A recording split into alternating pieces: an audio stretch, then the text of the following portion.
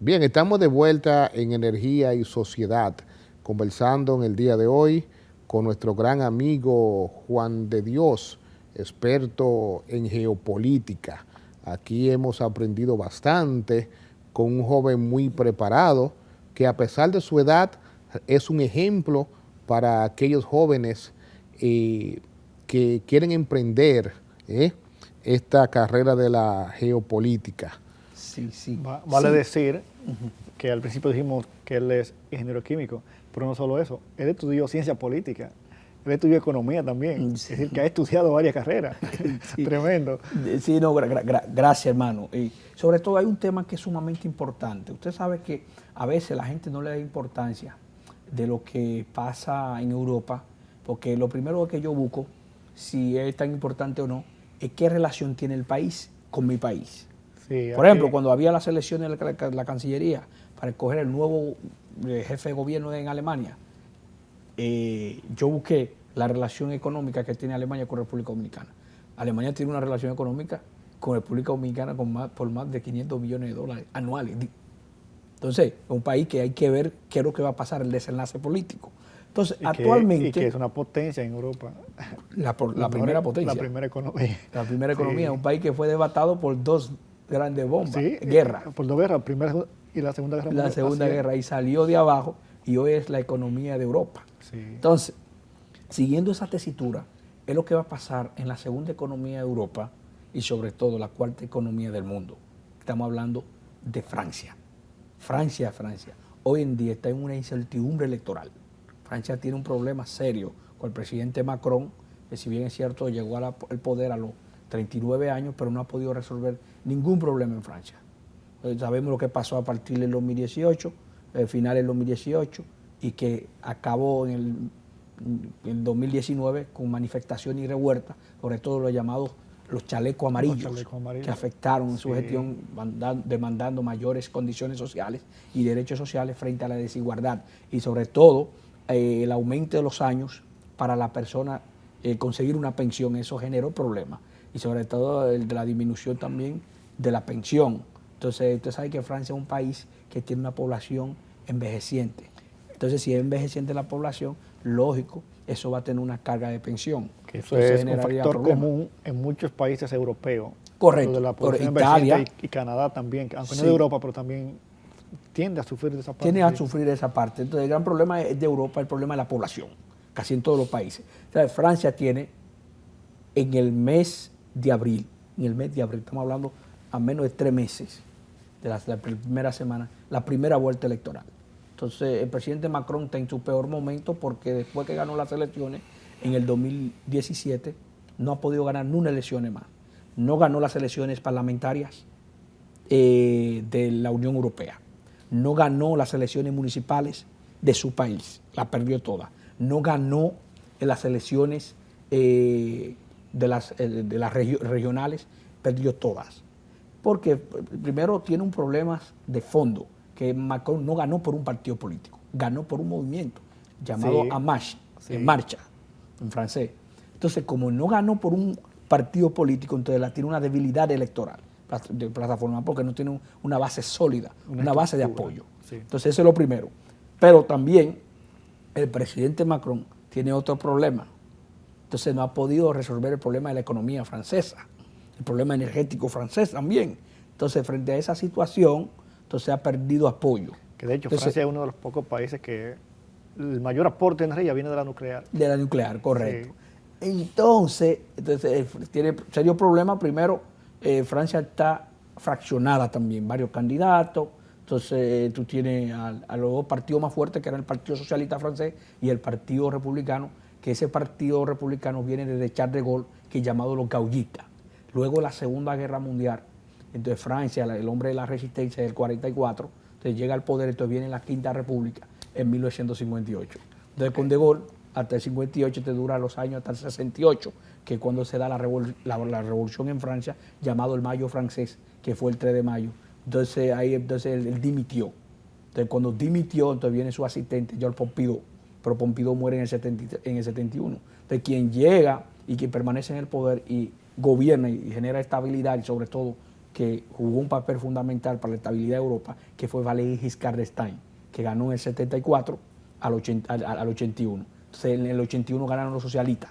Cuando ganan los socialistas con François Mitterrand, entonces ahí llegan los grandes líderes de la Unión Europea, como Willy Brandt, Helmut Schmidt en Alemania. Tú tenías a Mario Suárez en Portugal, que eran socialistas todos. También tú tenías a Felipe González en España. Tú tenías a Bettino Craxi en Italia. Tú tenías a los Parme en Suecia. Esos eran líderes de la socialdemocracia de la época y que eran amigos del otro José Francisco Peña Gómez. Eso hay que decirlo, que Peña Gómez era un líder porque cuando sus amigos estaban en el poder, te conseguía muchos adeptos internacionales y sobre todo la República Dominicana caía en harto con esos grandes gobernantes y era amigo de Mitterrand. Mitterrand termina en el 93, luego muere, pero llegó una época que era la época de la cohabitación. La cohabitación en Francia es cuando el primer ministro es de otro partido y el presidente de un partido. Entonces eso pasó entre el presidente Mitterrand y Chirac. Luego viene Chirac, la revuelta, la modificación constitucional. Ahí entonces el periodo pasa de 7 años a 5. Entonces en el 2007 gana Sarkozy, en el 12 pierde Sarkozy. Lo que quiero decir, hasta viene Hollande pierde en el 2017 contra Macron. Pero lo que quiero decir con esto es que desde la reforma constitucional, desde el siglo XXI, un presidente en Francia no ha repetido. Eso es fundamental. Entonces, en este momento, Macron tiene serios problemas. Si Macron pasa con los ultraderechistas, podría ser que repita, porque la izquierda nunca ha ganado en Francia tampoco, ni la derecha tampoco. Entonces, la ultraderecha lo representa la señora Marine Le Pen. Pues tú tienes otro ultraderecha que es un líder de un cómico de los medios de comunicación llamado Éric Zemmour, que quiere despertar el pensamiento nacionalista francés, que entiende que Francia no debe recibir inmigrantes, que Francia debe ser grande otra vez, que no debe pertenecer a la Unión Europea. Un Adolf Hitler. Un Adolf Hitler, correcto. Entonces, este señor hoy en día está marcando un 15%. Marine Le Pen está marcando un 16%. Pero tú tienes a Macron con 21%. Pero tú tienes a una señora de la republicana que fue ministra de, Salud, de Educación, llamado Valérie Pécresse. Si Pécresse, que tiene un 14.5 a un 15 en las últimas encuestas, si ella pasa a la segunda vuelta, Macron tendrá serios problemas, porque los republicanos podían aglutinar mayores fuerzas y podían generar una segunda vuelta muy interesante en Francia. Antes de irte, no sé si Omar tiene alguna pregunta, pero me gustaría que él tocara el papel que juega China en esa geopolítica, en tu análisis. Sí. Antes de darte la palabra, y Omar. Nos quedan 2 minutos. Bueno. Yo quería aterrizar en este aeropuerto que se llama República Dominicana, para que nuestros amigos televidentes también puedan escuchar la opinión de este joven dominicano preparado en geopolítica. ¿Qué tú opinas de la situación gobierno Luis Abinader, PRM? Sí, mira, hay un problema serio. En la República Dominicana tiene un problema. En la República Dominicana, todos los países se parecen a la República Dominicana, menos República Dominicana, todos los países. ¿Por qué te digo eso?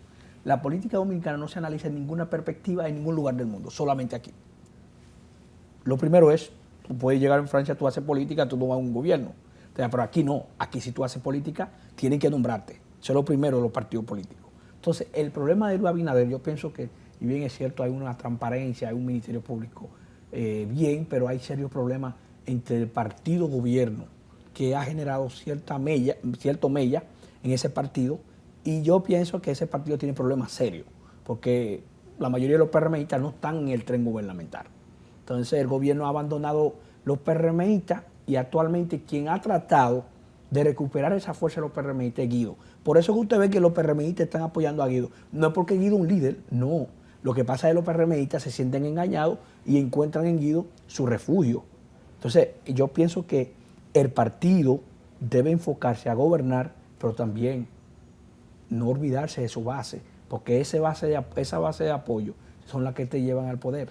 ¿Tú entiendes que puede haber un gobierno sin políticos? Porque entiendo que a esto es que apuesta el gobierno de Luis Abinader. Tú has dicho algo sumamente importante. Hemos visto que la clase empresarial es la que ha pasado a dirigir cada una de las instituciones, obviando a los políticos tradicionales. Lamentablemente nos queda un minuto. Ya nos están diciendo que tenemos que despedirnos, pero rápidamente, si tú me puedes decir algo. Sí, Omar, yo creo que la República Dominicana y sobre todo el gobierno de Luis Abinader vino a negar a los políticos en la participación de los gobiernos. No solamente, es el primer gobierno de la República Dominicana que ha hecho eso. ¿Tú crees que fue un plan? Yo creo que fue un plan. Sí, el gobierno ha tenido eso, de que los políticos de carrera no sean parte de los gobiernos. Y yo pienso que eso podía fracasar porque la gente que se meten a los barrios, los que buscan a la gente, los que permanecen en la política, en los partidos, son los políticos. Porque decía Juan Bosch, sobre todo Peña Gómez, la política para los políticos, las empresas para los empresarios. Entonces, últimamente los empresarios quieren hacer los empresarios y quieren ser parte de los gobiernos también. Yo pienso que eso no debería ser así. Si yo me dediqué a la política, yo soy político, no soy empresario. Entonces, aquí no. Aquí y el gobierno ve eso normal y la oligarquía, como dice la gente, no es de nadie. La oligarquía es de él, siempre y cuando que tú le des el poder, cuando tú llegas. Muy bien, o sea que tú estás diciendo que es muy difícil ver a funcionarios como Jochi Vicente, a funcionarios como Yayo San Lobatón, a funcionarios como estos que nuevos, ¿no? Que han puesto, que vienen de la clase empresarial buscando votos. Sería muy difícil ver en los barrios. No, porque tú nunca vas a ver a Jochi Vicente, por ejemplo, yo vivo en Villajuana, tú nunca lo vas a ver en Villajuana, tú nunca lo vas a ver en Gualey, ¿haciendo qué? Para ponerte un ejemplo, Juan de Dios, hemos llegado ya al final de nuestro programa Energía y Sociedad. Lo invitamos la próxima semana a una nueva entrega. De esta forma nos despedimos por el día de hoy, mi compañero Nico Medici. Nico, despide. Bueno, gracias. Nos vemos el próximo sábado. Sí. El Congreso que analice el contrato de Punta Catalina. Son más de 300 páginas. Léanlo, analícenlo. Eso no nos conviene. Muchas gracias. Un placer estar con el país, con la sociedad. Y gracias por escucharnos. Que Dios le bendiga y que Dios lo guarde. Gracias.